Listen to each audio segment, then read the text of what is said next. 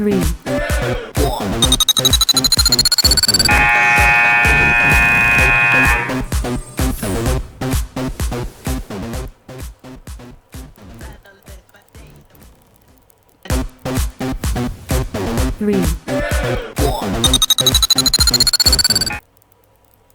Good morning, everybody, and welcome to the Morning Brew here live on Brew Sports. It is a Monday edition of the program. There is a lot to get to today, not only in the sports world, but my goodness, if the sports world hasn't gone mad, the rest of the world certainly has, that's for sure. We've got a lot of good stuff to get to, of course, but before we do that, if you didn't hear over the weekend, of course, you probably were with us last week as well, too. We had a new face join the Brew Sports family. She's gone through the process. She's vetted everything that she has to do. We're waiting for her social security card number to come through. But aside from that, we're pretty good to go. We are excited to announce that McKenzie Laurent is the new co-host on Morning Brew. So congratulations and welcome back, McKenzie. How are you? I'm so excited to be here. I'm living the dream. Round of applause. Very exciting times, to say the least. Well, we are thrilled to have you a part of the Brew Sports family and excited to have you here on Morning Brew as well. I'm excited to be here. Well, we're excited. As long as you can keep me in line, that's job job description number one is like, can you keep Baxter in line? So yeah, we'll I can see. do that. I feel like you of all people could do that. So I'm excited to see what we've got going on for that. So we've got a good one in store for you today, of course. NHL correspondent Max Walpoff is going to be here in a little bit to help us recap the craziness of the Ottawa Senators Pittsburgh Penguins game the other night and how Nashville is just a game away from heading to the Stanley Cup playoffs. He will be with us in our second segment, so make sure you swing back for that for you hockey lovers that are out there. We've got a couple of great questions of the day today. Some controversy, some craziness, all kinds of bitterness going on, depending on who you are, I suppose. But our two questions of the day that we'd love to hear from you guys about on your opinions, yes, no, maybe so, depending on what you go for. Very straightforward. Do you support the Notre Dame students that walked out on Vice President Mike Pence as he was giving the commencement address at Notre Dame over the weekend? If you haven't heard, a bunch of students got up and walked out in protest to him, but probably more so the Trump administration as well, too. So let us know if you support them. It doesn't necessarily mean that you support their political views. We're not trying to get into that discussion. We're just curious to know how you view something like this with a bunch of students walking out. And also, which we're going to dive into a little bit later after a great article McKenzie found, what age should kids transition from rec to travel teams? So in the sports world or just in general, from the rec science club to the traveling science club or any of that stuff. So this seems to be that it gets younger and younger. So we'll dive into that a little bit more here in just a minute. Of course, we do remind you we are broadcasting live here on Facebook. Say good morning to us if you're watching us there. We're also on YouTube and on Spreaker.com as well. Shows can be available on iTunes as well if you're more of a podcaster as well. Go to our website, brewsportsnet.com, to find all the latest and greatest info on the hosts, on the programs, on everything. It's all there for you. All right, time to get into it this morning. We have the What's Brewing segment where we talk about things brewing in the sports world, of course. We teased it a little bit in the first segment, but the hockey craziness that took place last night, McKenzie, what in the wide world is going on? I think one team forgot to show up. Or they were playing the wrong sport, 7-0. Yeah. How does this happen? Pittsburgh beat Ottawa 7-0. 7 different players scored. That sounds like a rec score to me. Losing 7-0. Right. I've lost games 7-0 before, in rec sports. I'm just confused as to if that shows the depth of this team or if that shows how bad Ottawa really played. I think it's probably a mixture of both. I mean, you don't necessarily know it. I'm sure Max will be able to give us more insight about that when we talk to him shortly. But I know I saw this score last night, and I could not believe it. I was like, 7-0. I honestly, I don't usually exclaim wow or holy cow when I'm just reading scores, but I literally was just reading last night doing research, and I was like, holy cow. I was like, what happened last night? It's embarrassing. It is. It really is. So this doesn't necessarily put the Senators to bed, but it certainly puts them in a hole, of course. Yes. So you have to be careful with that one if you are Ottawa moving forward. But if you're Pittsburgh, you'd like to think, hey, you're close. Very close. Game away. Nashville is also a game away too. Yep. So it's interesting. Another team that was a game away as well, too, was the Cleveland Cavaliers. They still technically are. They were trying to finish their third consecutive sweep. Boston said, no, we will not go for it. They've come back from 21 points down. Yeah. They hit a 3 at the buzzer to win. So now they have to go one more game, which is really annoying because I just want to be agree. done with it and just move on so that way Golden State and Cleveland can just play in the finals and we can just forget about it. But no, they never say die, apparently, Nope. if you are the Boston Celtics. But I don't put any stock in Boston doing anything No. else moving forward. Do you? No, not at all. I would be shocked if they win a second game, honestly. I'm surprised they won last night. I was shocked. Yeah, and that was kind of what a lot of the experts had said, too. They're like, listen, if Boston wins, they're going to win one game. Maybe two if they're really lucky. They won their one game. Now they can say they're the first team not to get swept in the playoffs by Cleveland. They've done their due diligence. On your way now. See ya. No one cares. Seriously, though. It's very surprising and very strange to me, honestly. One of the last things that I want to talk about, too, before we go, you obviously have a little bit more knowledge about this, is Raingate, apparently. If you haven't heard about this, baseball fans, Chicago Cubs called a supposedly false or fake rain delay or just canceled the game altogether against the Milwaukee Brewers over the weekend because the forecast said it was going to rain. Although when it actually came time for the game, there was no rain and there was actually a little bit of sun. Yes. And they still canceled the game. People are a little suspicious about this. They're calling it Raingate. A little angry. Because everybody has gate on the end of anything nowadays. Like we had McKenzie gate last week. People are like, who's McKenzie? Like, what is she doing? Like it was McKenzie gate. It was trending. It was a nightmare. Right, all over Twitter. PR nightmare for us at Brew Sports, honestly. But how do you look at this? I mean, you cover the Brewers, obviously, but in general, though, I've never heard of a team like lying or being like so anti, like, oh, a drop of rain, shut it down, like we're done. I feel like it's suspicious in the fact that they called the game before the game even happened. Right. That normally doesn't happen.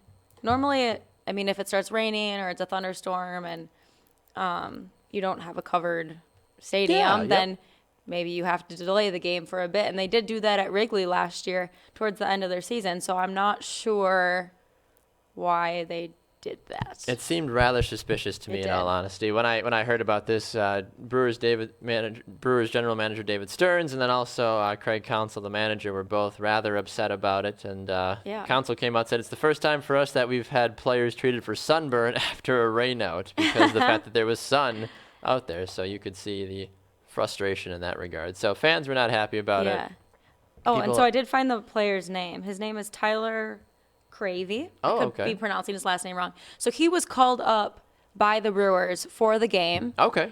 And then since the game was not Rained happening, out or delayed whatever the issue was. Are they going to have to make this up? Do we know if they have to make the game up at all? I don't know. I'm going to be curious about that. Yeah. But since they didn't have the game, once they ended up having the game later, or the day later, Ryan Braun was back in the lineup, and then they sent Tyler back Thank home. you for coming, so he but never got adios. to play. Oh, my gosh. Unbelievable. Yes. Oh, well. All right, well, we do say good morning to all of you wonderful people that are out there, of course. Kurt, Gabby, Patrick, all the others, Jeff, Dara, many others as well, too. Patrick says, good morning, Baxter and McKenzie. I'm up early, so you got to deal with me today. Perfect. We look forward to having to deal with you, Patrick. If you are just tuning in, please answer our 2 questions of the day. Do you support the Notre Dame students walking out on Vice President Pence? And also, what age should kids transition from rec to travel teams, not only in sports, but for other clubs and other exciting things that take place in the world? So we're going to dive into both of those a little bit more when we get to it. And as we mentioned as well, too, we're not trying to get super political with that first question. We're just genuinely curious about your thoughts, if you support them walking out or not, or if there should be repercussions or any of that fun business. So we will get to all of that a wee bit more once we get done with Max Walpoff. But speaking of Max Walpoff, he is a man among boys, the myth, the legend, one of the best-dressed correspondents that we can find here on the Brew Sports Network, and he joins us this morning, as he usually does, to help us talk about the hockey world. Good morning to you, Max. How are you today, sir? Oh, I don't hear Max for some odd reason. Very strange. I don't know why I don't hear Max, but we'll figure that out. We'll work on it. Oh, Max thinks he's got it figured out. Oh, that was me not unmuting my microphone. Aha. My fault. We have figured it out. Man. Come on, Max. You had one job. One job. You're darn right. I did. Get it together, man. I give you a nice intro, and you mute yourself. Unbelievable. My bad. Let's start on the hockey because that's clearly what I'm best at. Perfect. Well, yes, let's talk about it. As McKenzie alluded to earlier in the first segment, 7 different players scoring last night in what was just an absolute, just chaotic fest of goals with the Penguins taking down the Senators. I've never seen a game this one-sided, at least in the time I've been following hockey. How surprised were you by this result? I wasn't all that surprised. Pittsburgh is much more the offensively gifted team, and ever since they put Matt Murray in the back of the net, it seems like the Penguins have gotten their game back together. But after that Scott Wilson goal to end the first period, Ottawa kind of just packed it in and was ready to move on to the next game in Game 6 and back in Ottawa. And I'm going to go out on a huge limb here. The Ottawa Senators are winning Game 6. Oh, interesting. Really? I don't doubt it for a second. In every single blowout of the NHL playoffs, the Oilers and Sharks, the Capitals and Penguins, then the Penguins and Capitals, it's always come back to the team that gets blown out either wins the next game or makes it competitive enough to force overtime. It's one of the two, and I think the Ottawa Senators, in front of their home crowd, with Craig Anderson getting a rebound game, they are going to win Game 6. How does this work from a goalkeeper's mentality perspective, honestly? I've never played this sport, but if you have 7 goals scored against you, I feel like there's got to be a little bit of self-doubt, wouldn't you say? Yes, there could be that, but Craig Anderson is a mentally strong goaltender. That's one of the reasons he's nominated for the Bill Masterton Trophy this year, for his dedication to hockey in the midst of his wife having cancer and him having to leave the team at various intervals to be with her. Craig Anderson is a strong goaltender in his head, and he will be having a rebound game tonight.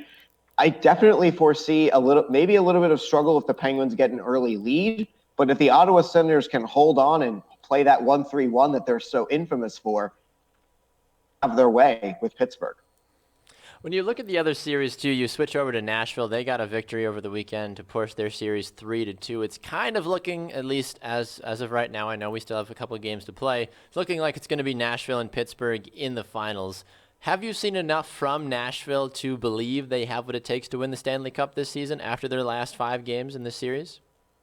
I've seen that Nashville was a Stanley Cup contender when they finally got into the playoffs, but these Anaheim Ducks are injury ravaged, and their best forwards are a bunch of old guys who just know the rules come playoff time. And that's Ryan Getzlaf, and that is Corey Perry. They know the rules change once you come into the playoffs, but they're also going to be without Rickard Rakell, who's been one of their top scorers. They're going to be without Patrick Eves, who they got at the trade deadline. And John Gibson, their goaltender for most of these playoffs, is doubtful. And Jonathan Bernier is no slouch in the back of the net, but at the same time, he isn't what John Gibson has been for these Ducks. Max, I brought it up in the beginning of our show today, but I was just curious your opinion. Do you think the fact that there was 7 goals by 7 different players shows the depth of this team, or just shows that Ottawa just had a bad game and time to move on to Game 6? Well, it's a bit of both, really. The Ottawa Senators have been relying on a lot of their players they've been relying on a resurgent Bobby Ryan. They've been relying on a young Jean-Gabriel Pageau, and they've really been relying on the one-footed Erik Karlsson to make a lot of big plays. But the Penguins, they have an Olympian on every forward line, and Ole Mata seems to have turned. They do. They have That's true. Sidney Crosby. They have Sidney Crosby, Evgeny Malkin, and Phil Kessel. 3 different countries, 3 different Olympians. And they still managed to play very well. Ole Mata's had a resurgent last couple of games. And with Matt Murray coming back in the net, things have seemed to turn around in Pittsburgh. So it's a little bit of both, to answer your question. Yeah, I mean, that makes a lot of sense to me, honestly. I mean, that's what you have to hear sometimes, is why certain teams fizzle out in other sports. It's like, oh, they just didn't have the depth to really be there. But I think that speaks not only to the experience that the Penguins have and other teams have as well, too, but in general, the organization from a planning perspective, too. Yeah. You can never plan for injuries exactly, or just in general when some people might get hot or whatever, too. So having the proper depth, I think, certainly speaks volumes to these 2 squads, or these 4 squads, rather, moving forward. We haven't heard a lot about Anaheim. I know you mentioned Ryan Getzlaf, of course, and some of the other players in that team. Does Anaheim have what it takes to push this to Game 7, in your opinion, or is it pretty much done if you're Nashville? You just got to get through one more game and call it a day. I think Anaheim has the pieces to put together a win, but I look at the way that they've scored their goals in this series, and half of them have come off of rebounds and bad deflections, and the other half have come off of pretty shots. The Anaheim Ducks are a strange team, but we've seen a little bit of what their future holds in that they are aging and that they have to load up and go for it now. This is the year Anaheim has to at least try to make the finals.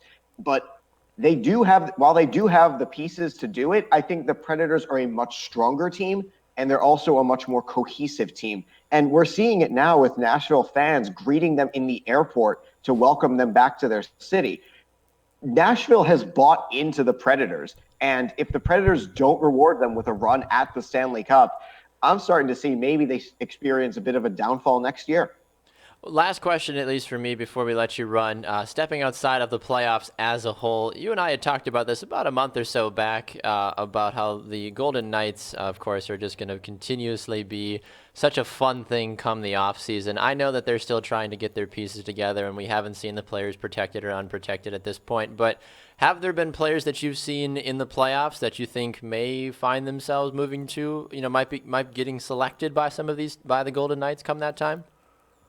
I think all bets are kind of off until the protected lists come out, because there are going to be players who will play themselves on to the protected lists and players who are playing themselves off the protected lists. But at the same time, George McPhee, the general manager for the Golden Knights, he's no dummy. He spent almost 17 years trying to build the Capitals into a Stanley Cup contender, and he largely did that. But he also made a couple of boneheaded trades. The Philip Forsberg for Martin Erat and Michael Latta trade is the frequent punching bag among Capitals fans. But I see the Vegas Golden Knights holding out all of their decisions until those protected lists are ready. They definitely have their guys, and McPhee's already said he's looking for former Capitals. But at this point, McPhee holds all the cards. We don't really know what he's going for. Well, we are definitely excited to see what that comes to. It's something we haven't seen in a long time. So, and we know that, of course, you will be geeking out, but also helping us provide the best coverage when it comes to that kind of time, too. So, Max, we appreciate it, sir. If people want to find you on social media, where can they get at you? They can get me at MAX_WOLPOFF on Twitter. I will be starting work today for a Collegiate League Baseball team as their broadcaster. Hey. So if you want a bunch of tweets about guys in college who are playing an extra 2 months of baseball, I am your guy. That's phenomenal. So much awesomeness. Thanks so much, Max. We'll talk to you soon, sir. Thank you very much. See, he even embraces the underscore. I was going to say it. Underscore. Embraces the underscore. I am just at Baxter Colburn. I try to keep it nice and simple. You've got to throw the underscore in yours. Heck yeah. That's nothing. What are you, MCK? Or MCK underscore Laurent. Mm-hmm. It looks cool. Yeah, I mean, that.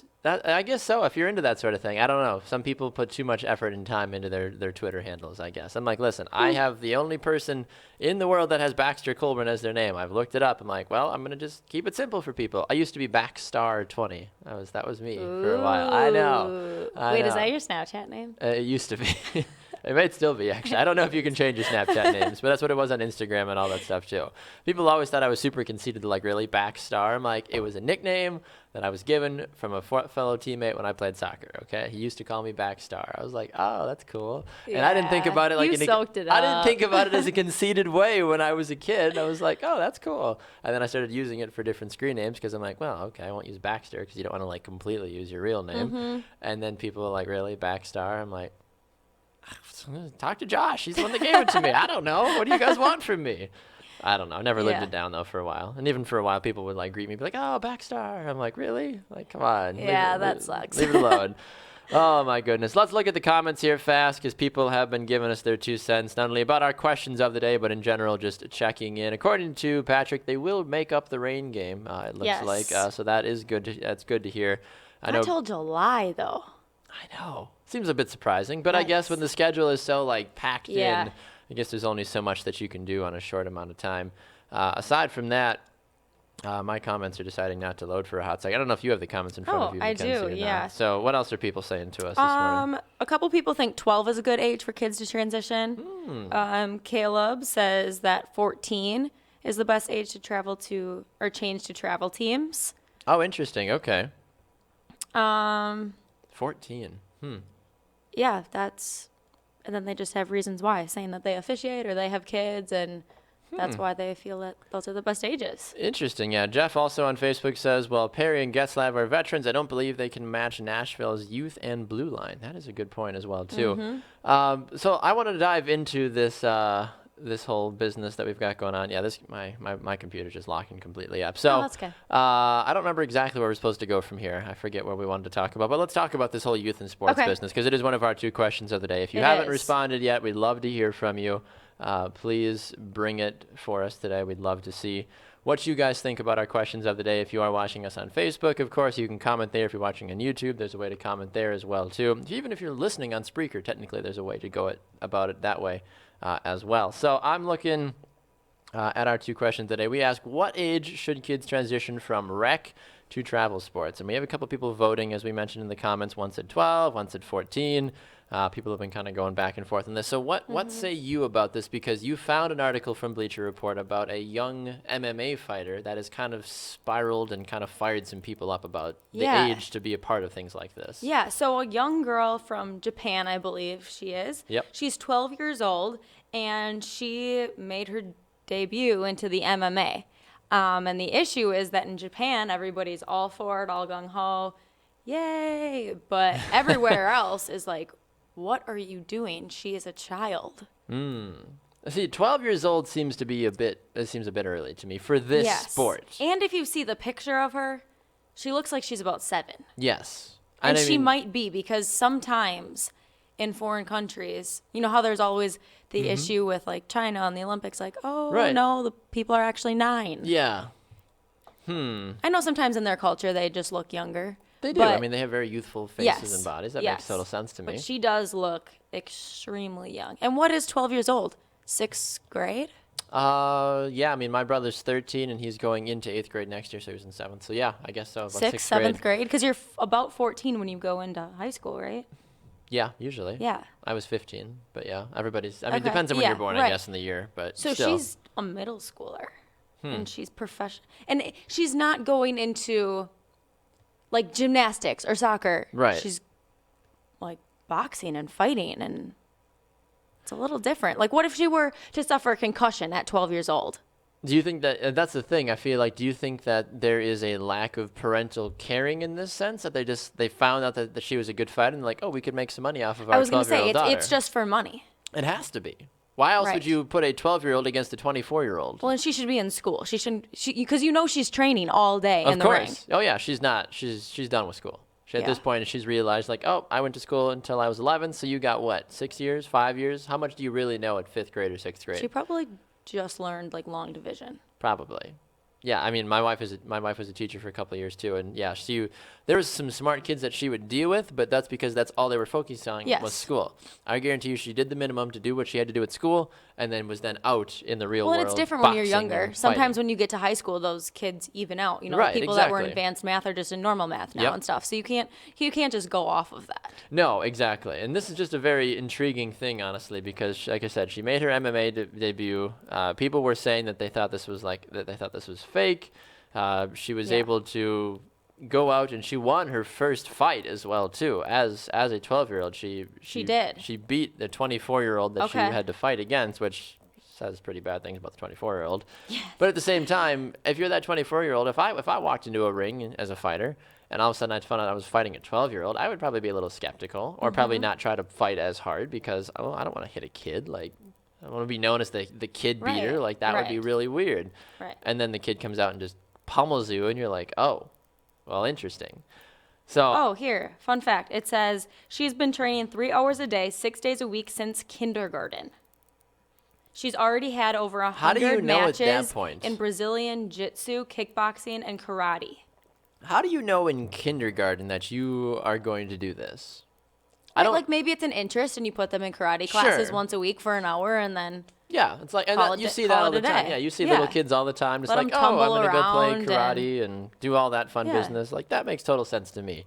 It seems this whole situation though seems like a cash grab for mom and dad or for whoever is in charge of this gal. I feel like you can't putting it there. That's why there are age limits on certain things. I understand when you have a lot of exceptional talent in certain sports, but when it comes to fighting, there needs to be an age limit on that. You should not be Yes. fighting a 24-year-old or a 20-year-old Yes. if you are 12. Yes. You should be fighting 12-year-olds or 13 or even be Yes. surprised and play 14-year-olds. Right.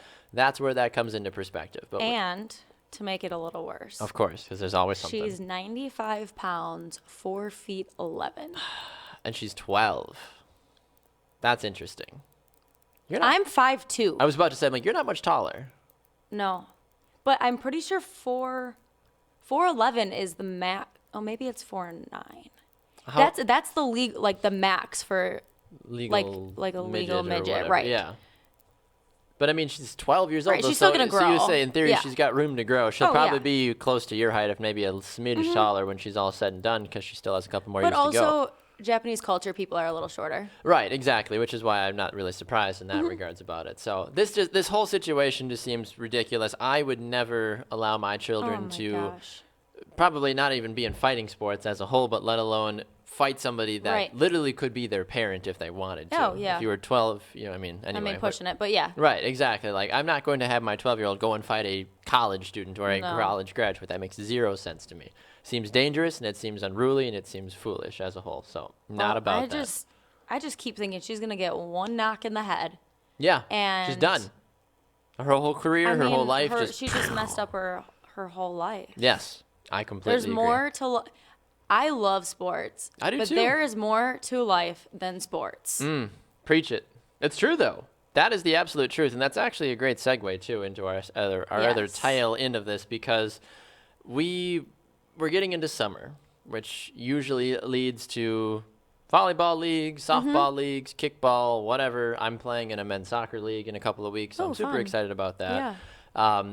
But it stems into adult recreation sports and the conversation that people have with that and how people view it. And I feel like there's a couple. There's the stereotypical couple of people. You've got the one guy that really loves sports that just wants to stay fit. Right. And he comes and plays, and he's decent. He's passionate, doesn't want to let it go. Right. Yeah. He's like, hey, I played whatever. I played football in high school and college. Like, oh, men's flag football league sounds like fun. I just Yeah. want to go throw the ball around, hang out with some of my friends. You've got the guy that's got the chip on his shoulder that maybe blew out his knee freshman year of college out of a scholarship and never could play again. And now he's got the chance. So he's got to come out and prove to the world that he was worth that D1 scholarship to Yes. Alabama. Roll Tide. Like he's gotta show the world.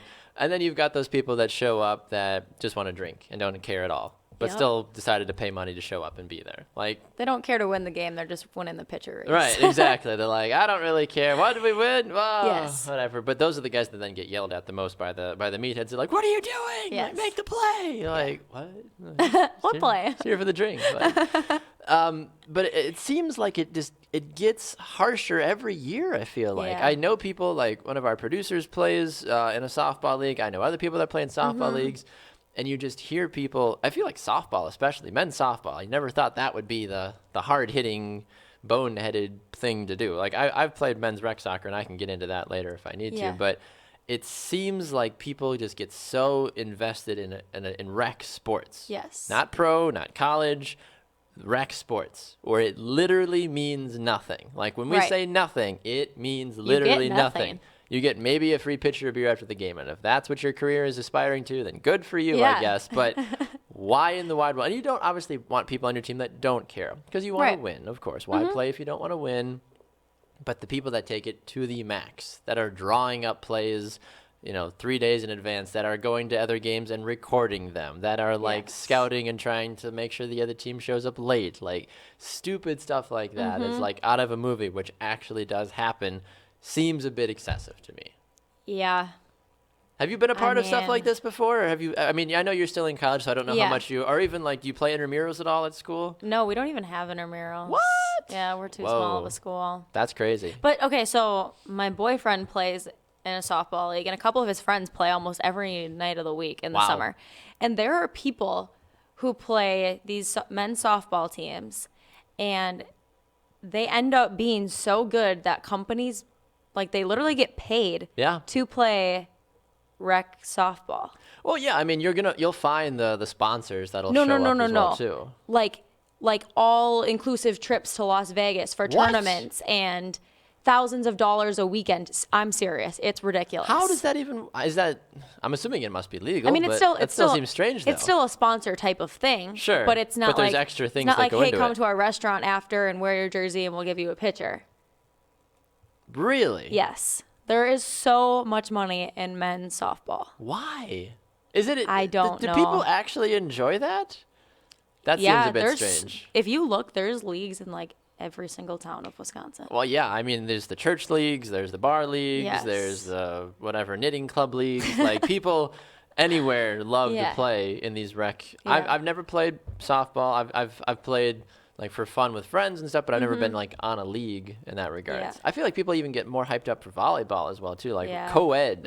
I think That gets intense. I think as soon as you get into the co-ed side of like the co-ed like sand volleyball, that's Yeah. where it really starts to people start to get hot and heavy. I It feel gets like really intense. because I played co-ed rec soccer for a couple of seasons, and it was fun, but the people would get vicious, and we had girls on our team that would just get checked for no good reason by Really? guys, and I'm like, are you kidding me? I'm like, Right. and I get intense when I play soccer a little bit too, but there at no business in my life did I ever think that hitting a woman in a rec soccer league in Brookfield, Wisconsin, made me feel like I was on top of the world.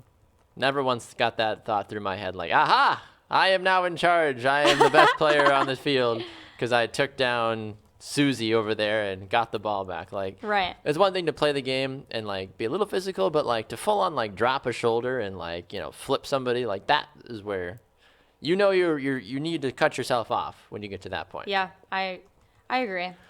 But those are the same parents who are letting their kids play travel leagues Right. at 7 years old. I agree. I completely agree. Patrick says, McKenzie, do you play any summer volleyball or any rec sports at all since you are a volleyball player? Yeah, I just wrote back to him. I said I can play with friends for fun, but I'm not allowed to play in anything competitive since I'm on scholarship. If I got hurt or something, I would just put myself in a gutter. And if I were to get caught like playing in a league, and then even if I don't personally take the money, but the team gets a cash prize or NCAA like a rules gift and all card or that. something, yeah, I could be.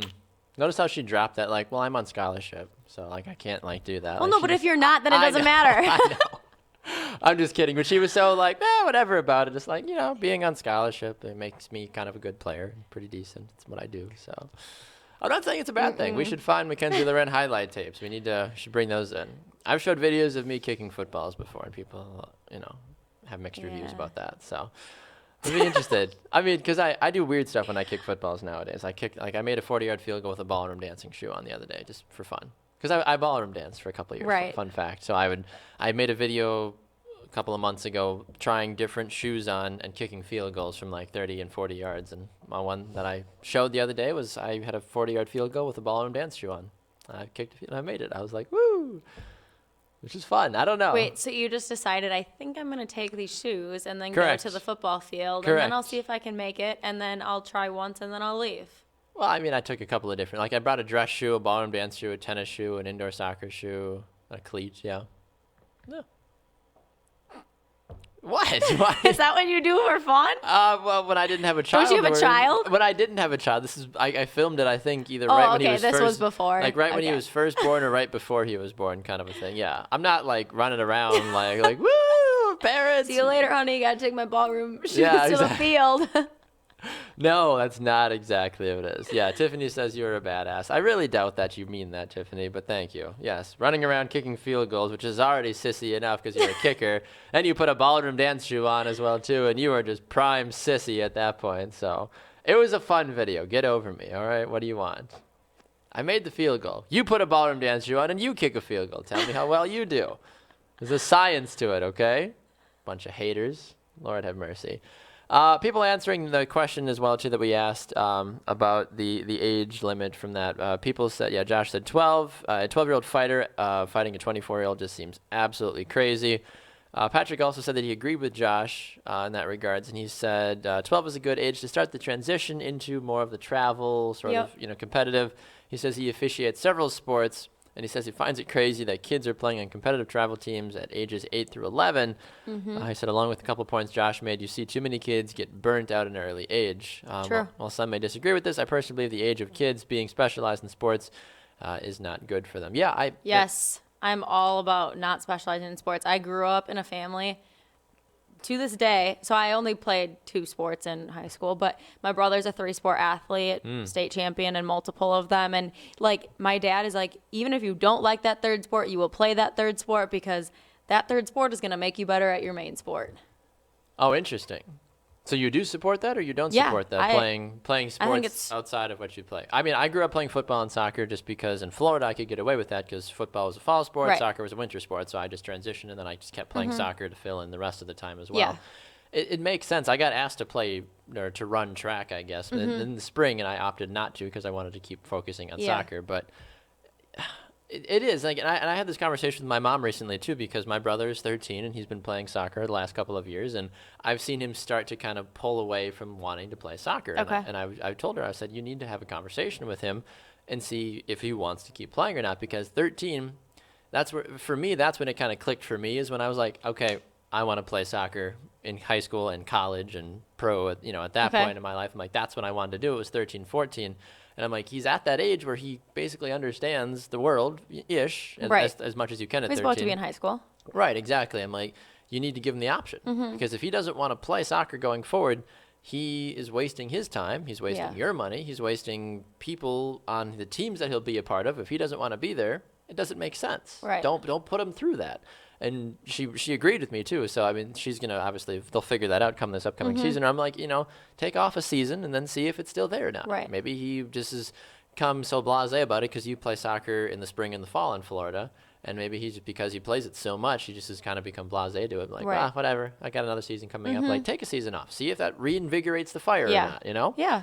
So we'll have to see. But I would say 13, 14, that's probably when I'll have the conversation with my kids if they are playing sports, if that's what they choose to do. And that's always the one question I get asked. My family and friends are always like, so you're going to make your sons play, you're going to make Beckham play soccer. I was like, he doesn't have to. No. He's like, well, his name's Beckham. He's got Maybe to he's play going to soccer. be really good at saxophone. Right, maybe. I was like, his mom danced. I Yeah. danced. Maybe he'll be a dancer. Maybe he'll want to be, as you mentioned, a musician. Our family is very musical as well too. Or maybe he'll want to get Maybe into he'll the want to do arts. both. I mean, Right. Maybe he'll just be Yeah. that kid and be good at everything. Yeah. It's like you don't necessarily know. But I'm going to give him the opportunities to play the sports, but I'm not going to force him where I'm saying, I played soccer, you must play soccer. Like, that's not me. I've never been that person, and I don't want to be that parent, because my parents didn't do that to me, because my parents were never huge when it came to sports, like growing up. Like they followed, but they weren't like sports people. So my passion for sports came from personally developing it. yeah. So that's kind of how I want to leave it in that regard. See, my parents said, look, yeah, if you want to keep playing sports, great. But if you don't, great, Right. move along. So I'm going to kind of apply that same philosophy, even though I've played sports and work in sports, and say, listen, if you want to play, phenomenal. Here's what we'll set you up. We'll get you going. But I'm not going to force you to do it. I want them to do something active with their Yeah, life. you need to be involved in something and Right. be around friends and be social and True. be involved. That is true. Jeff wants to know what position you play. Guessing she's not a hitter. She's an outside hitter, obviously. I'm a middle. No, I'm a libero. She's a blocker. Like, I can see her at the net being like, I think if I fully jump, because I don't really have a vertical. you so don't. I'm Stereotype no, of it play goes as a along volleyball with the player. fact that I cannot sprint. So Do you I need to ran. sprint in volleyball? No, but I'm just saying I'm not fast. Oh, gotcha. So like I ran a half marathon a month and a half ago, and I was totally fine. But if you had to get me to do suicides, I would be this last one every time. So I don't Hated have a running vertical. suicides. So when I jump, I'm like maybe this far, Like, far over. Not in the air very long. No, I mean, but that's why you play libero though, because you Yes. got to get the digs. You're like you got to be close to the ground. You're like, gotcha, Yes. gotcha. Like, was you ever like, do you make plays as a libero, then you get up and you're like, yeah, that was pretty yeah. sick. You're just like, like I got this. The best one is if you just like slide forward, like if the ball is about 6 feet in front of you and you're like, there's no way I can get this, but you just fly yourself forward and it just happens to hit a couple fingernails Yep. and pops up in the air. It's like, yeah. Scholarship. Yeah. I'm not saying that I'm good at doing No, I that know. play, but I mean, it's cool when it people is, do it. when it works. I mean, there's been numerous times where I've made goals and I'm just like, people are like, wow, and I'm like, and in my mind, I'm like, how did that go in? Yeah. I'm like, wow, was I lucky? I know. I was like, thank you. Act like you've been there before. Right, exactly. Like probably the best goal I ever scored in my entire high school career. I still, to this day, have no idea how it went in, but it went in, and people were, for a couple of days, were like, that was such a great goal. I'm like, Yeah. seriously don't know how it happened. It just did. So who knows? Tiffany actually says it was a compliment. She wasn't trying to insult me. See, I never know with Tiffany because she's kind of passively aggressively complimentary. because her and I are friends, so we feed off of each other's sarcasm as well too. So that's probably why, like, her complimenting me is why I was kind of like, girl, like, you actually mean that, or you coming at me kind of weird. So Yeah. But apparently she's trying to be nice about that. I like Josh's comment that he says too. He says, Baxter, hey Liz, where are your red pumps? I want to go kick field goals. It's probably the comment of the day, honestly. I can't fit into her shoes, for the record, okay? She's a smaller shoe than I am, okay? Not that I've tried, but I'm just saying in general, it wouldn't work. If she had bigger feet, then maybe I would. I think that would be a funny viral video, kicking field goals in high heels. Maybe it could be the new intro The to new Brew Brew Sports. Sports. Just me kicking field goals in numerous shoes. Yeah. Like, here's me in a rain boot. Here's me in a pump. It would just be the same angle of your foot Just hitting the ball, but it would just flip through a bunch of shoes. Perfect. And then it would stop in like Brew Sports. Yes. I like it. Let's go shoot it. All right. Gotta go take care of that now. All right. Well, we've completely ignored the other question of the day. I feel like we should probably talk about it. Okay, let's do it. If we want to. For those of you that, I just found out about this this morning, because this took place, it must have been yesterday. Yeah. A group of Notre Dame graduates walked out of their own graduation, hadn't even received their diplomas yet. They pieced out because Vice President Mike Pence was the commencement speaker. And people have been kind of enraged about this, and people have had mixed reviews, and some were saying, oh, these kids are political, and yada, yada, yada. We're not trying to be political. We're just generally asking, how do you feel about it? Do you support these kids walking out? Because it's their graduation. I understand political views aside. Like, I've gone on record numerous times and say, listen, I didn't like half the things President Obama did, but I liked him as a person. Yes. So if I went to an event, I would probably not listen to the political things he'd have to say, but I would go just for the pure entertainment or the pure whatever that is him, because he's a very good speaker. Yes. You know, and I would go and I would listen, but I wouldn't let it sway my views and be like, no, I am so left-winged or right-winged or whatever bird you are that you have wings. I wouldn't go in with that. But some people I feel like are so focused on, like, I am a Republican, I am a Green Party, I am whatever, Yeah. like, to hell with this person. I will never be in the same room as them. Yeah. That seems a bit excessive to me. Yeah. Especially at your own graduation.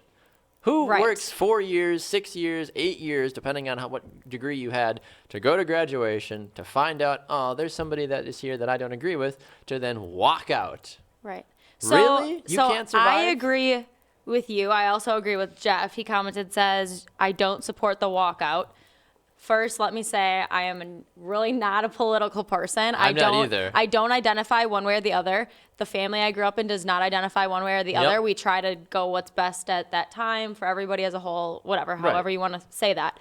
So it has nothing to do with the way I look at things. I think it makes you look bad. Like, does. don't you like your university enough to sit there and be proud that you went there for your 4 or 5 years, go up on that stage, throw your tassel around and get your diploma and call it a day?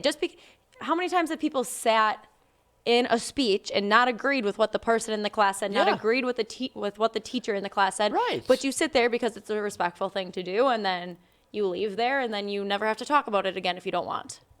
I mean, there's been numerous times I've been in classes or work functions or other things. Like, if I don't agree with you, I will still, you're still morally obligated to sit through what you're going through. You don't pay money, you don't pay hundreds of thousands of dollars or however much money it costs to go to 4 years worth of Notre Dame to then walk out. I'm assuming they figured it out and they came back. And I mean, this was pre-planned as well, too. So this wasn't like one person standing up saying, screw you, and walked out and a bunch of kids are like, aha, what a brilliant idea. Like, this was pre-planned. Yes. And it was a fair amount of people that just got up and walked out. And like I said, this is a Catholic university. Part of it was, and from what I'm reading here on CNN, too, it says some of the students at the Catholic university plan to walk out of the speech as part of the protest against Pence and his policies, which they say target marginalized people on their basis of their religion, skin color, sexual orientation, according to the student activist group We Stand For. So it was more so these students at a Catholic university. I get it. I was Catholic for a long time. I'm no longer Catholic. I don't identify as Catholic anymore. I'm just non-denominational. I'm the same. Like, I would just say, like, I'm a Christian. Yeah, I'm a Christian now, non-denom, like, whatever you got to say exactly. Wow. Yeah. But I mean, I get it, and I'm always the first to make semi-jabs at the Catholics because once you were one, I feel like you are then obligated to then you can make the jokes about them and it's okay. But Yes. like Catholics are very uptight. I'm just going to go on the record to say that. They are Yes. very uptight. They don't really people. form to the new way of things. They really don't. So But I feel like this is, anyways. for those that know Catholics, this is kind of par for the course. So to see them being Yeah. very set in their ways, being like unbelievable, you should still have respect for a speaker that still is the vice president of your country. Like it or not, if Donald Trump goes down, that's your guy. Mm-hmm. Unfortunately or fortunately, depending on how you stand at it, you still have If to have he sinks some the ship, level. we're all going down. Right. Exactly. So at some Yep. point or some level, you still have to kind of get behind him. Yeah. So if not, move to Canada. That's what everybody else has been saying. Yeah. Like, I'm moving to Canada. So Right. Okay, bye. yeah. So I don't support the students walking out. I think it was horribly offensive. I think that this is just a bad judge in character. If you're going to protest, do it afterwards. Do it once you're an alumni. Wait, get Mm-hmm. your diploma. You could even have grabbed your diploma and then just beeline straight out of Right. the ceremony. Like it's not like some magical thing that if you don't turn your tassel with everybody else, Yes. you're all of a sudden not graduated. Right. It's not how it works. Like, So grab- what do you think of when you think of Notre Dame? Like if you think of the reputation of Notre Dame, what do you think the of? reputation of Notre Dame? Yeah, and like what it takes for somebody to go there. What I'm just curious what your view of it is. So if you would just ask me in general to describe Notre Dame, obviously football is the first thing Yeah. I think of, but that conservative Catholic person, somebody that comes from a family that has a lot of money, Yeah. that someone that probably is very politically minded, I guess, in the sense too, where Okay. they're like, listen, like we obviously have our lives together, because I know people that have gone to Notre Dame or who try to get into Notre Dame that fit that stereotype. Yeah. But your family is usually very well off. Your family is usually very opinionated. You're usually more of a conservative as well too, and usually if you're Catholic, Yeah. that obviously is a help as yeah. well too. So what I was gonna say is like in my head, it's very prestigious to go it there. is. Oh, it's yeah. Right. So my dad knows like the equipment manager or something for the football team. So my family goes to game. Well, we try to go every year. It doesn't happen. But they have buildings at Notre Dame that you have to be like some VIP alumni, make Yeah. a certain amount of money in your job to be able to go in there and eat food before games. Like it's very prestigious. Like you walk around and you feel out of place. That seems So, a bit much. I feel like in a way this might go along with that kind of person, but at the same It's time, kind of par for the course. right, but at the same time, those people should realize how prestigious it is and what an honor it is to go to school there. Yes. Have a little more respect for yourselves and the university that agree. you went to. I agree. Looking at some of the comments too, Josh says it's a bad form to walk out. Patrick says today's political landscape is so nuts, no matter your point of view. It really is. Like there's no more being politically correct anymore, I feel like, and that's one of the reasons why I don't even try to get into the politics. Yeah. And I have friends that work in it and that are so invested in it. And I sit there and I listen to them talk about it. And I'm just like, what's the point? I mean, Yeah. I get it. You need politics Yep. to run the country. I'm not a complete idiot. I understand that. But at the same time, the way things are like not even trying to line up, it's like, Again, there's more to life. right, exactly. Like Yeah. football or sports. Right. Like, come on. Oh, and Josh says they were told if they walked out of the ceremony, they would not be allowed to return. And they were apparently fine with that. I don't know. Yeah. I would like to know if they got their diplomas afterwards. I'm assuming they must still have. Well, and like all your friends and family come to watch you, Right. and then Do you think they told their families ahead of leave. time? I would have been very curious to know about that. Like, if I was at, I wonder if their families walked out with them. well, they've like the way that they do it though, because I think they did it like in the Notre Dame stadium, right? So Okay. they're probably down in the bowl on the Right. field, and then the families are probably like scattered throughout Right, the but do you think stands. families left too?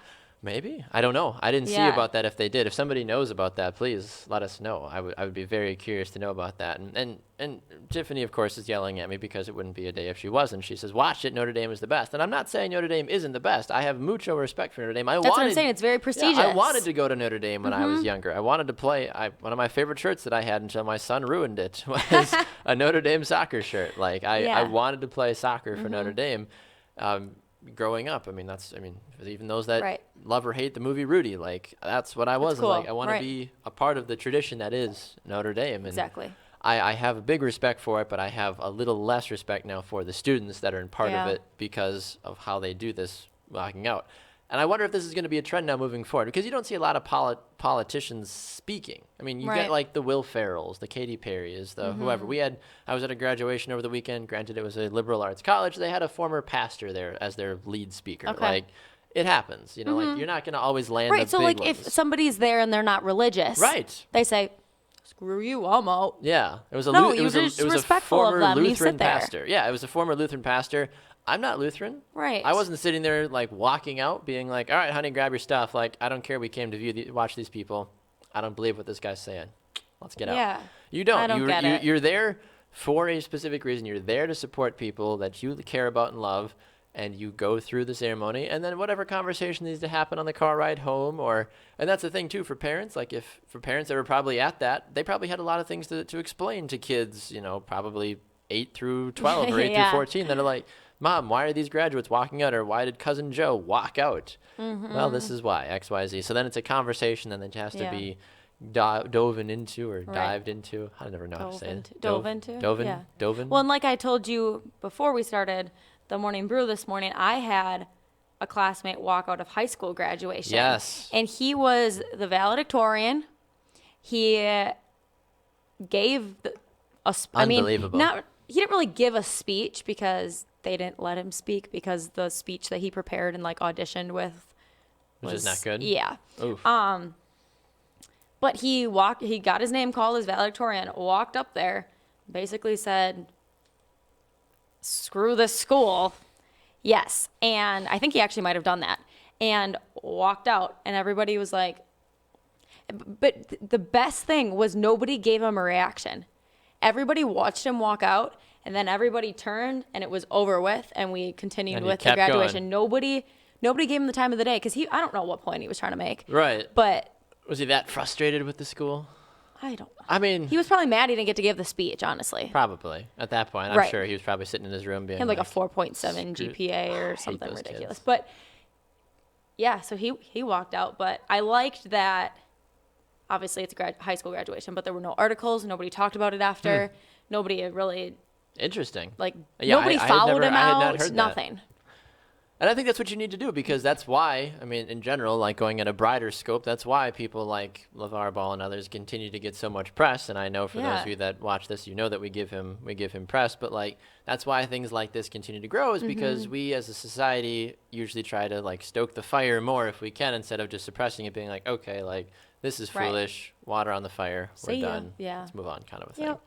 Patrick says, off topic, I know this story has been out there, but it's getting a little bit more recognition now. Cool story. Yes, the first female kicker.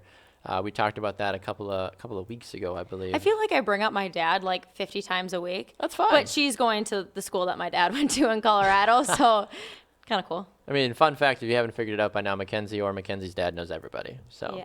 My dad literally knows everybody, but he played football and wrestled at Adams State. So Becca Longo. And I've watched, she kind of is like, she's kind of sassy. Like if you look at her. You gotta be She if you are is. her.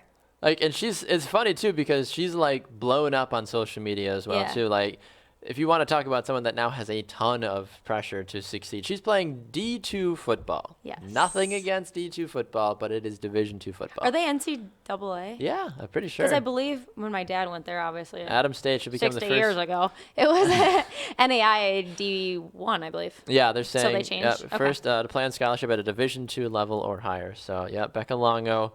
It's funny too, because she's posting pictures on social media. It says like, "Get you a girl who can do both," and it's her like in a football uniform, and then the side-by-side picture is her like in some like sassy dress, like holding her hair, looking all like Ronda Rousey, like out in the club. I'm like, all right, I'm sure she'll do great. She's a badass. Am I allowed to say that? Yeah, it's fine. She's a total badass. She is. She's a total badass. Like, good for her. Like, she looks super sweet. Like, when you just look at pictures of her, I thought she looked super manly when I first saw pictures of her, just because Yeah. maybe they just didn't pick the right pictures. Maybe they wanted to show her to be more butch than she actually was. But like, she's a cutie. Yeah. She's such a cute little gal here, and I'm sure she's gonna go out and she's gonna crush it. So good for her. But I wasn't trying to be critical either, because when I first watched videos of her kicking, I was like, her form's not that great. Like, Oh, she's get a outta decent here. kicker. I know. And then people were like, "You're just jealous." I'm like, "No, I'm not." I'm like, Yeah. "That's great that but I'm like, so."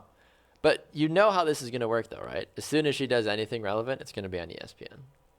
Probably. Soon as it happens, because that's the world we live in, of course. And that's nothing wrong with that. It's fine. It's just seems a bit foolish. Yep. But anyway, Moving on. welcome to media. Welcome to the world. That's just how it happens. So, Tiffany says she's a badass like you.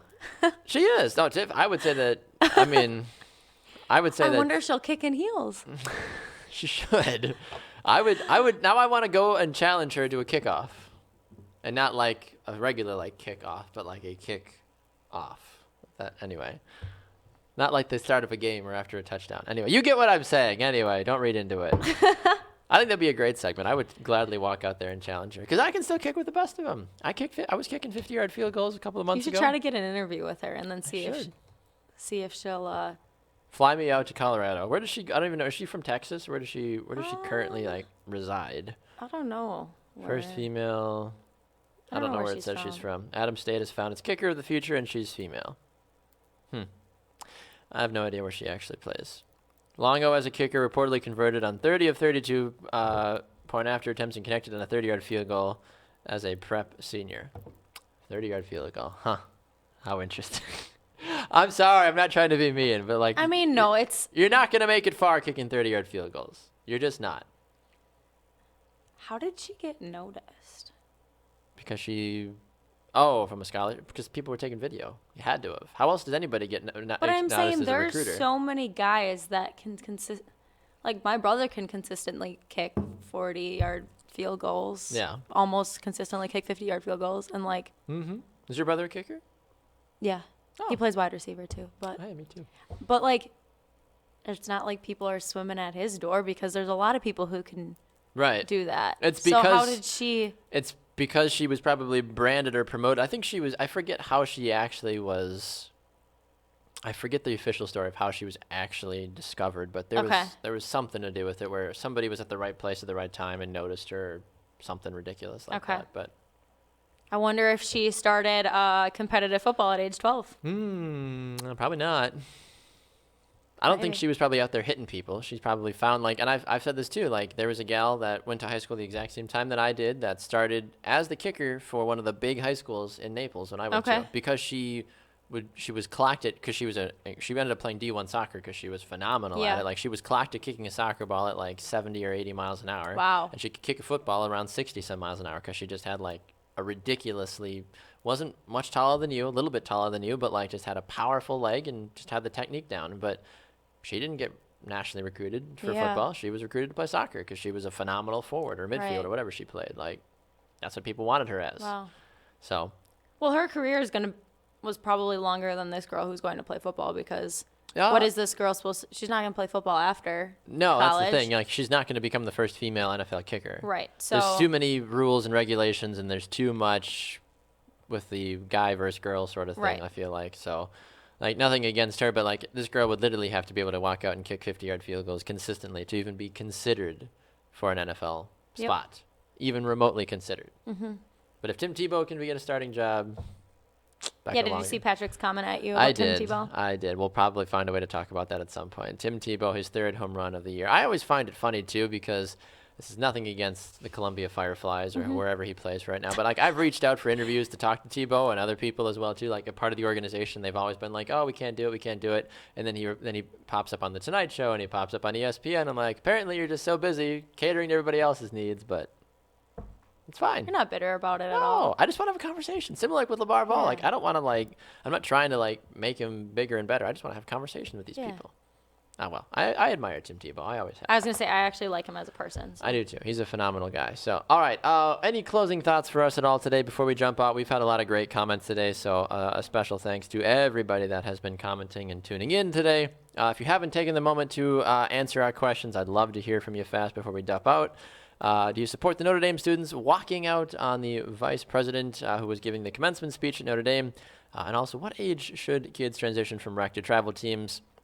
Just to go back and reiterate for both of us, you and I both said we do not support the students walking out. Is that correct? Correct. Yes. Yeah, no. We thought it was absolutely wrong. And then from an age perspective, we both said 13, 14 vicinity. Is that right? Or did you have were you a little bit younger? I forget. No, like 13 I feel like is a good age. That's when I started playing club volleyball was around that I time? think either 7th or 8th grade. Okay. Yeah, Well, there because you you go. kind of have to get into the competitiveness before you enter You do. high school. And like Patrick said, my favorite comment ever, supporting my hometown. But in Get it, Patrick. Kimberly, it's a sports world. So It if I is. didn't play club volleyball in middle school, I would have never made the freshman team.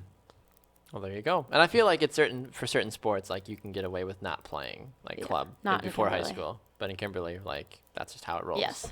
You got to do it. We'll leave you with this final story before we go. We talked about it last week. $26,000 apparently is the official word. If you don't know what we're talking about, there was a Girl Scout scandal where a lady, a troop leader at 26 years old, decided that she had enough of these stupid little girls and their stupid little cookies, and she stole $26,000 worth of cookies. That comes out to about 6,000 boxes, and she ran away with them. But she's officially been caught now. Yes. We said she probably needed a bus or large van to Yes. take all of these. 6,000 boxes? How did she get all of them in a car without somebody seeing her? She had That to would have have had a taken hookup hours. somewhere. She had to have had somebody somewhere that she knew, or maybe she was like, guys, like, well, I'll hold on to everything. Like, you know, we can store them at my place, Yeah. and we can kind of go from there. And she pulled into a garage, shut the door, took hours to load it. And then, Yeah. why? What was she going to do with this story is literally just the stupidity of people in America sometimes really because I is. don't get it. Josh says 26,000. Now that's big ballin'. That's true. Maybe LeVar Ball will try to help her out because, like, you got to be a big baller to steal 26 grand. Or, 26 grand worth of Girl Scout cookies. Yeah. I don't know. And then the fact that you could end up on CNN for doing this, too. She's 26 years old. She's going to go to jail for this. The local Girl Scout officials have been trying to collect payment for the cookies since February. We started contacting her. She didn't let us know that. She did let us know that I'm sorry. It must have been a mistake. I will get those A funds back mistake? to You accidentally load 6,000 boxes into a car by mistake? Yeah, then they finally said it's not clear if the troops sold the cookies and she kept the money, or she sold the cookies herself and kept the money. I don't know. I truly don't know. But, all right, we got to get out of here. This has been a lot of fun. If you haven't taken the moment to respond to our comments or questions today, please do so. McKenzie and I will go back after the show if we missed Yeah. anything, and we'll make sure to respond. But yeah, Jeff says she wasn't a smart cookie. You're I absolutely love right that. about that one, Jeff. You guys are the best. Tiffany, Patrick, Josh, Jeff, Greg, everybody, and everyone else that tuned in as well.